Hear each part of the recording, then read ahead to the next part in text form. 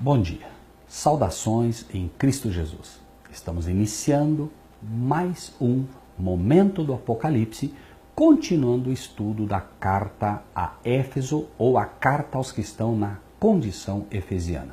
No estudo passado nós falamos sobre a condição daqueles que fazem parte da igreja de Éfeso, aqueles que estão na condição de Éfeso e, embora qualidades tenham sido apresentadas, o problema que ela apresenta é: tenho, porém, contra ti que deixaste o primeiro amor. E aí, ao mesmo tempo que Jesus, com amor, mostra as qualidades da sua igreja, sofreste, tens paciência, trabalhaste pelo meu nome, não te cansaste, tenho, porém, contra ti que deixaste o primeiro amor, imediatamente, ele, no versículo 5, ele apresenta o antídoto. Lembra-te, pois, de onde caíste. Estamos lendo o versículo, capítulo 2, versículo 5 de Apocalipse. Lembra-te, pois, de onde caíste e arrepende-te e pratica as primeiras obras. Quando não, brevemente a ti virei e tirarei do seu lugar o teu castiçal, se não te arrependeres. Então, ele mostra o seguinte: esta igreja de Éfeso é uma igreja que tem luz. Obviamente, o próprio nome Éfeso é luz. Então é uma igreja que tem luz, são pessoas que formam esta igreja, que tem luz para repartir com as pessoas, são pessoas que realmente fazem a sua luz brilhar, e a luz é a palavra de Deus, candeia para os meus pés é a tua palavra. Então veja que esta igreja tem luz para dar aos povos, mas veja o que vai acontecer.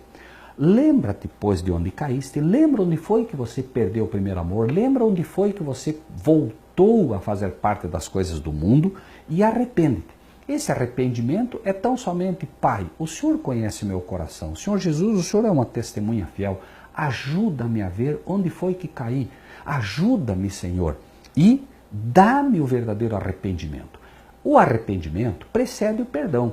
Mas o arrependimento é um dom de Deus. E você precisa aceitar que Deus diz que você está nessa condição. Porque se você diz: não, eu não sou assim, esta carta não é para você. E, obviamente, o remédio proposto nela não vai fazer efeito em você. Então, a sugestão, o conselho desta testemunha fiel, dessa testemunha verdadeira é: lembra-te de onde caíste e arrepende-te. Procura ver agora onde está o problema.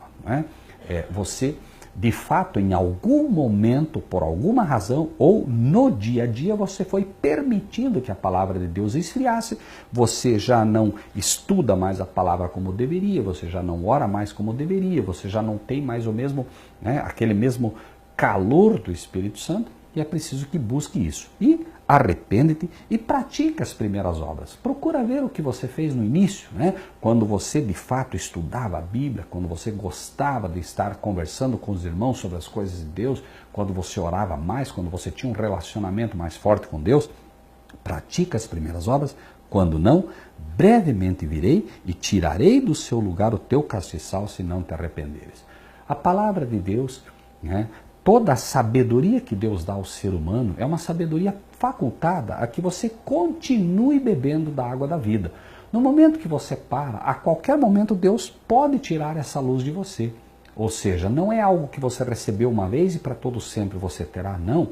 A luz é condicional. Quanto mais você se alimenta, mais você tem. E o Senhor está dizendo: eu vou tirar o castiçal de você. E por que Ele faria isso?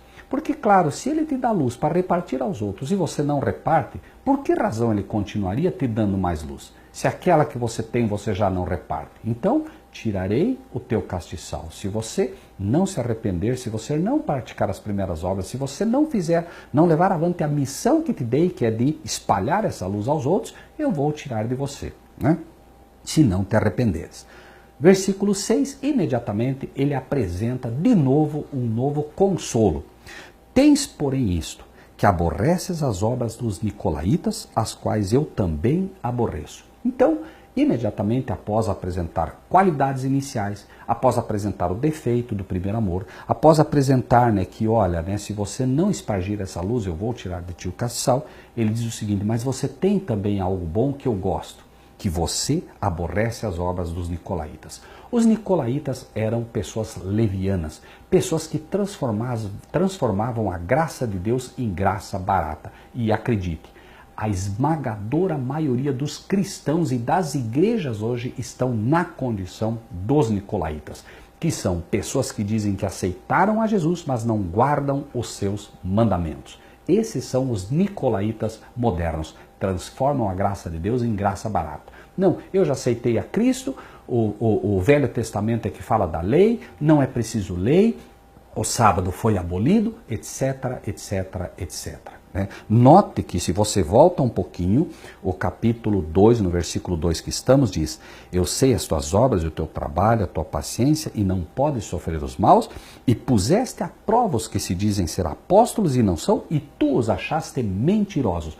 Os nicolaítas são chamados mentirosos, mas não são os mentirosos pura e simplesmente porque contam mentiras. É preciso entender o que a Bíblia chama de mentirosos, como já vimos no estudo passado. Os mentirosos está em 1 João, capítulo 2, versículo 4. Veja o que diz aqui. 1 João, capítulo 2, versículo 4 diz: aquele que diz, eu o conheço, e não guarda os seus mandamentos, é mentiroso e nele não está a verdade. Os nicolaítas são mentirosos porque dizem que conhecem a Deus, são membros da igreja que dizem que o conhecem, mas não guardam os mandamentos dele. Transformam a graça de Deus, o favor imerecido de Deus, numa graça barata.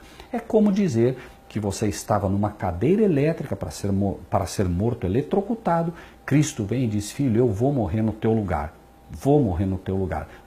Você é retirado dessa cadeira, Cristo senta no lugar que você deveria estar, é eletrocutado, morre no teu lugar e você sai de lá imaginando que ele morreu no teu lugar para que você volte a cometer os mesmos pecados ou volte a transgredir a lei de Deus. É preciso entender que o pecado, segundo a Bíblia, é a transgressão da lei de Deus. Portanto, a definição de pecado, o que é pecado? Transgressão da lei de Deus. Se não existe lei de Deus, não existe pecado. Nada é pecado se a lei de Deus não estiver em vigor, porque, repetimos, né? O pecado é a transgressão desta lei de amor, né? Finalmente, versículo 7. Quem tem ouvidos, ouça o que o Espírito diz às igrejas: ao que vencer dar-lhe-ei comer da árvore da vida que está no meio do paraíso de Deus.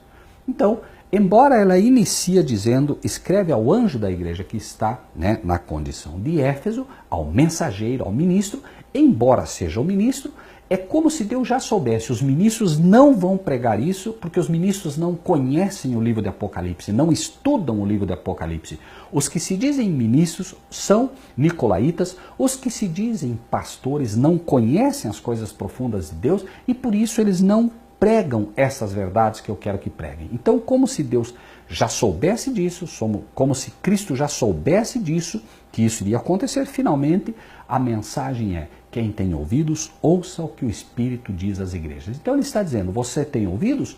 Ouça o que o Espírito está dizendo e creia no que eu estou lhe dizendo, porque esta é a condição. Ouça, não apenas ouvir como aquele que ouve como uma palavra qualquer, mas ouça e aceite o que eu estou dizendo a você como um membro da igreja. É perigosíssima a condição de um nicolaíta, né? Daqueles que transformam a graça de Deus numa graça barata, né?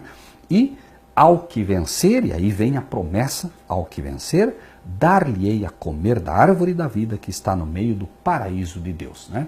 O Éden restaurado, muito mais bonito do que quando esteve aqui na terra. Finalmente você terá acesso à árvore da vida, acesso àquela a frutos que perpetuarão a tua vida por toda a eternidade. Por isso foi que Adão foi finalmente privado da árvore da vida a partir do momento em que pecou. A promessa é essa, ou seja, a eternidade está proposta, mas é necessário que você ouça o que o Espírito, não eu, diz às igrejas. É o Espírito de Deus falando ao teu coração.